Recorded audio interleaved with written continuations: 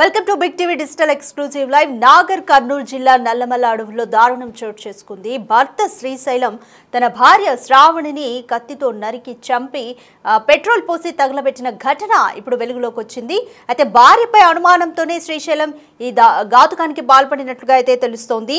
సోమశిల వెళ్దాము అని చెప్పి భార్యని నమ్మించి తీసుకెళ్లాడు శ్రీశైలం. అయితే మార్గంలో శ్రావణిని గొంతు కోసి చంపాడు భర్త. తర్వాత మృతదేహాన్ని పెట్రోల్ పోసి తగలబెట్టాడు నిందితుడు. శ్రావణి మహబూబ్ నగర్ కు చెందినవారు. అయితే 10 ఏళ్ల కిందట శ్రీశైలం శ్రావణి ఇద్దరు కూడా ప్రేమించి పెళ్లి చేసుకున్నారు. వారిద్దరికి కూడా 2 పిల్లలు ఉన్నారు.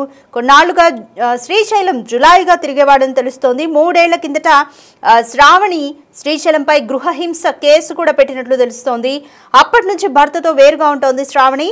తాను మారాను అంటూ 21న భర్త ఫోన్ చేసినట్లుగా తెలుస్తుంది. శ్రావణికి సోమశిలకు వెళ్తామని నమ్మించి శ్రీశైలం తీసుకెళ్లాడు. అయితే సీతాఫలాలు ఉంటాయంటూ సాతాపూర్ అటవీ ప్రాంతానికి తీసుకువెళ్లి కత్తితో పొడిచి దారుణంగా చంపాడు భర్త శ్రీశైలం.